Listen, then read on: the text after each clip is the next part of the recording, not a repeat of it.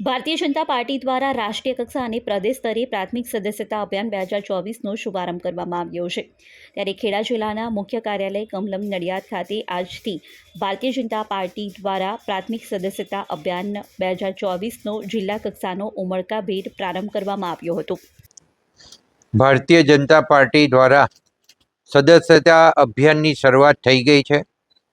દેશના વડાપ્રધાન નરેન્દ્રભાઈ મોદી સાહેબથી આ સદસ્યતા અભિયાનની શરૂઆત થયા બાદ ગુજરાતની અંદર માન્ય મુખ્યમંત્રી શ્રી ભૂપેન્દ્રભાઈ પટેલ CR પાટીલ સાહેબથી આ શરૂ કરી અને આજે જિલ્લાની અંદર આ પ્રાથમિક સદસ્યતા અભિયાન માટેની આ પહેલી બેઠક યોજાઈ।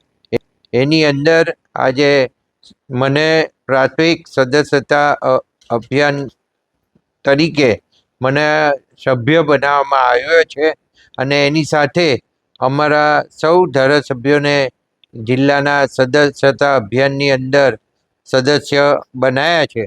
તો આજે હું એ કહીશ કે દરેક ધારાસભ્ય દ્વારા અમે લગભગ 1 થી 1.25 લાખનો ટાર્ગેટ લીધો છે અને અમે 5,50,000 પહોંચવાના અમારા પૂરતા પ્રયત્નો છે અને અમે નક્કી કર્યું છે કે અમારે કોઈ પણ પ્રકારે 5,50,000 જેટલા સદસ્યો આ ખેડા જિલ્લાની અંદર બનાવવાના છે અને જિલ્લા પ્રમુખ, જિલ્લાની ટીમ અને સૌ ચૂંટાયેલી પાંખ સાથે મળી અને અમે કામગીરી કરવાના છે અને એમાં સૌ ધારાસભ્યશ્રીઓએ જે ટાર્ગેટ લીધો છે એમાં સાથ અને સહકાર આપશે એવું હું જણાવું।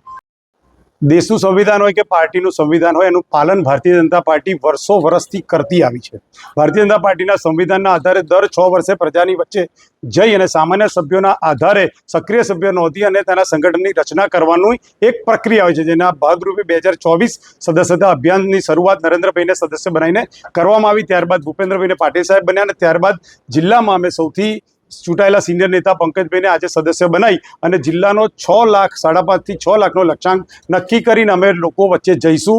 અમારી સરકારની કામગીરી, અમારી પાર્ટીની વિચારધારાને લોકો વચ્ચે મૂકી અને લોકોને સદસ્ય બનાવશું।